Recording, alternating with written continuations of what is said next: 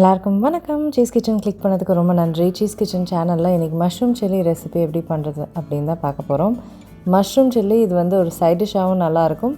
இது வந்து ஒரு சைட் டிஷ்ஷாக வந்து ஃப்ரைட் ரைஸ், சப்பாத்தி எல்லாத்துக்குமே வந்து சூப்பராக இருக்கும். ரொம்ப சிம்பிளாக இருக்கும், ஆனால் ரொம்ப டெலிஷியஸாக இருக்கும். இது எப்படி செஞ்சேன்னு பார்க்குறதுக்கு முன்னாடி மறக்காமல் சீஸ் கிச்சனுக்கு சப்ஸ்கிரைப் பண்ணுங்கள், லைக் பண்ணுங்கள், உங்கள் நண்பர்களுக்கும் இந்த வீடியோ ஷேர் பண்ணி விடுங்க. இப்போ வாங்க வீடியோக்குள்ளே போகலாம்.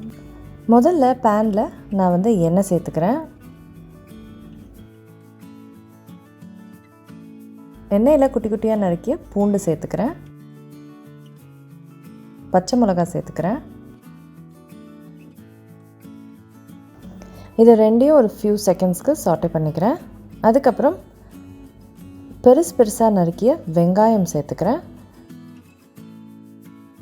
அதே மாதிரி நறுக்கிய கேப்சிகம்,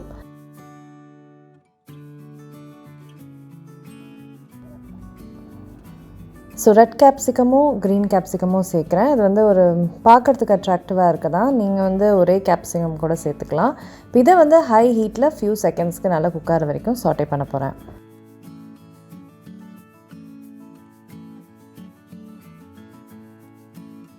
குக் ஆகிட்டு இருக்கும் போது அப்படியே ரெட் சில்லி ஃப்ளேக்ஸ் சேர்க்குறேன். ஸோ அதோடு சேர்த்து ஃபர்தராக குக் பண்ண போகிறேன்.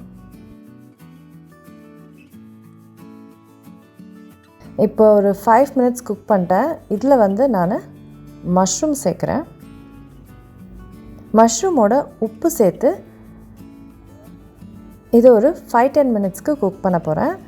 நல்லா கிளறி விட்ருங்க. எல்லா இன்க்ரீடியண்ட்டும் மிக்ஸ் ஆகட்டும். மஷ்ரூம் வந்து தண்ணி விடும்.